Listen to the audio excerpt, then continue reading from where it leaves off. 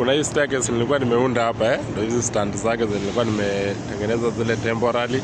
So ile staircase imehamishwa imepelekwa huko ndio zile plates zake bado zimebaki hapa, bado hazijakatwa So waliona hapa hivyo kibackfill kwenda ngafikia ile staircase, wanaona itachukua itawa take long, unaona.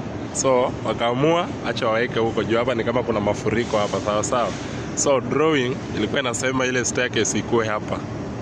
Umeona hapa ndio ilikuwa inafaa ikue, lakini kapatikana kuna ile stand ama kuna ile support na support ile pipe yenye inapeleka maji kwa cooling tower, unaona. So ikawa imejengwa hapa. Sasa sijui mwenye alijenga aliangalia drawing gani sasa. So ikabidi mahamishwa kupelekwa huku, unaona.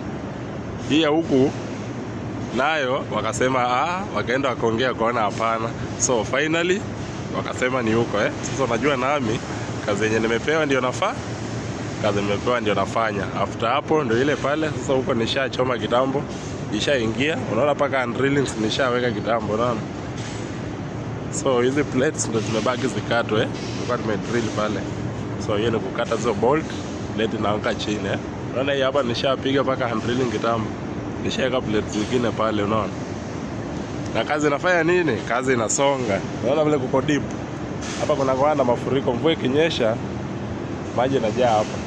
Sasa kaona hapo hata ni kama backfill baada itakuwa mzuri.